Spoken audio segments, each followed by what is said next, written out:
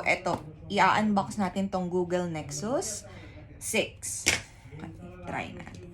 Ito yung cutter ko. Brand new po to ha. Ayan, brand new siya. Brand new. Tapos pag in-unbox, dito po siya. Wait lang. Wait. Dito ba? Wait nga. Oo, dyan. Dito. Ano ba? Yes, ganun nga. Okay. Ang satisfying naman nito, ano yun. So, ayan, bukas na po siya. This is Google Nexus 6. Open na natin. Oh my gosh. Ang color nito ay blue. Maganda po ito, mga sis. Ayan, malaki po ito ha. This is malaki siya. Malaki ang screen niya. Tapos, ganito po yung likod niya. Ayan, napakaganda nito for only 13,000 yen. Brand new seal po. Nakita niyo in-unbox ko. Tapos, ang kasama niya sa loob, syempre, ito yung mga etiketa niya, yung mga ano. Tapos, ito yung charger. Ayan.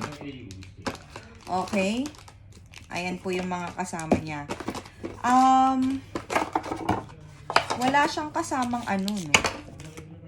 Earphones. Wala po siyang kasamang earphones.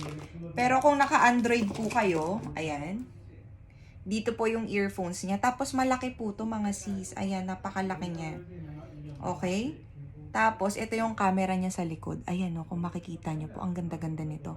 Midnight blue. Paunahan na lang po kayo. Try natin buksan, ha? Ayan. Paano ba ito buksan?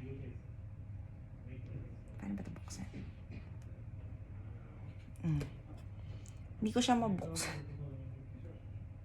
Tapos, yung, nandito yung ano niya, open. Tapos, dito yung volume. Tapos, dito yung kukunin yung SIM. Tingnan nga natin kung ano meron dito. Pero ayoko siya i-open eh. Kasi, ano, okay pa to. Malaki to, guys, ha. Malaki siya in fairness. Ayan.